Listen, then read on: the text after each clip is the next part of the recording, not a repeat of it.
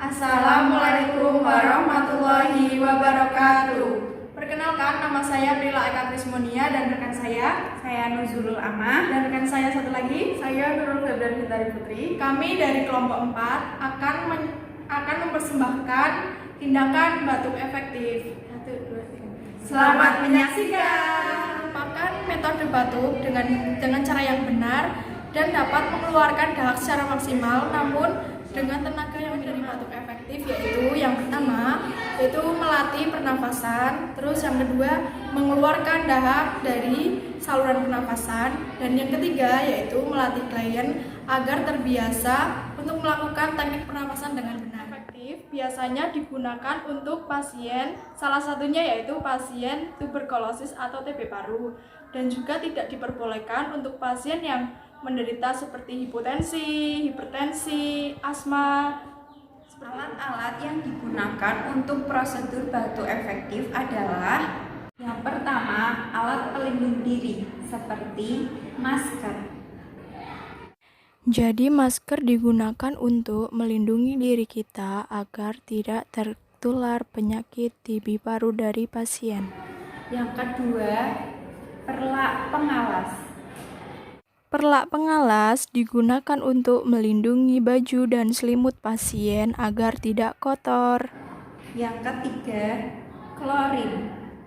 Cairan klorin atau desinfektan lainnya digunakan untuk membunuh bakteri yang terkandung dalam dahak pasien. Yang keempat, kantong kresek atau tempat sampah. Jika tidak ada bengkok di rumah, maka digantikan dengan kantong kresek sebagai tempat sampah. Yang kelima, tempat dahak atau sputum pot. Sputum pot atau tempat dahak digunakan untuk menampung dahak pasien dan diusahakan harus ada tutupnya ya. Yang keenam, gelas minum. Jadi, gelas ini digunakan untuk memberikan minum air hangat kepada pasien sebelum melakukan tindakan prosedur batuk efektif. Yang ketujuh, tisu.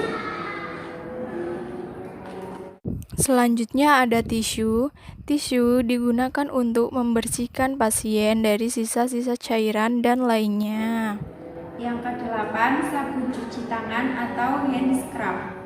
Jadi, sabun cuci tangan atau hand scrub digunakan untuk membersihkan tangan kita supaya lebih bersih dan terhindar dari bakteri-bakteri. Yang kesembilan, handuk. Jadi, handuk ini digunakan untuk mengeringkan tangan kita setelah kita melakukan cuci tangan. Yang kesepuluh, air hangat. Air hangat digunakan untuk mengencerkan dahak pasien dan diberikan sebelum tindakan batuk efektif. Pada saat itu, pasien mengeluh batuk-batuk secara terus-menerus. Kemudian, perawat menghampiri pasien dan menawarkan tindakan batuk efektif. Setelah pasien menyetujui, perawat langsung menyiapkan alat.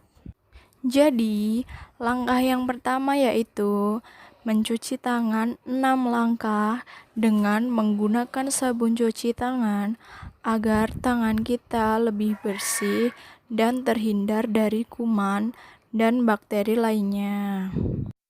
Usahakan saat mencuci tangan kita harus memastikan tangan kita benar-benar sudah bersih dari kotoran. Setelah selesai mencuci tangan, keringkan tangan kita dengan menggunakan handuk. Kemudian, bantu pasien dengan posisi yang nyaman seperti setengah duduk seperti ini. Setelah posisi pasien terasa nyaman, siapkan air hangat untuk diminum pasien terlebih dahulu. Kemudian siapkan perlak pengalas dan diletakkan pada dada pasien supaya melindungi pakaian atau selimut pasien agar tidak kotor. Selanjutnya, berikan pasien air minum yang hangat. Jangan lupa bersihkan ya, agar pasien tetap merasa nyaman. Selanjutnya, tuangkan cairan klorin ke dalam sputum pot. Seperlunya saja, nggak perlu banyak-banyak. Jangan lupa ditutup kembali ya cairan klorinnya, agar tidak tumpah. Selanjutnya, ajarkan pasien untuk tarik nafas dalam dari hidung dan ditahan selama 3 detik, kemudian keluarkan dari mulut perlahan, diulangi selama 3 kali. Berikan sputum pot kepada pasien dan anjurkan pasien untuk tarik nafas dan ketika yang terakhir agar dibatukan dengan keras. Setelah selesai, ambil sputum pot dari pasien. Dan jangan lupa langsung ditutup ya, agar bakterinya tidak kemana-mana. Selanjutnya, lipat perlak pengalas.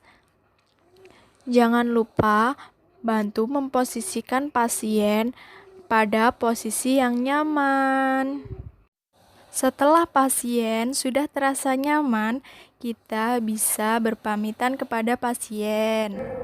Sekian video dari kami. Mohon maaf apabila ada kesalahan dan kekurangan dari video kami. Dan terima kasih sudah menonton. Wassalamualaikum warahmatullahi wabarakatuh.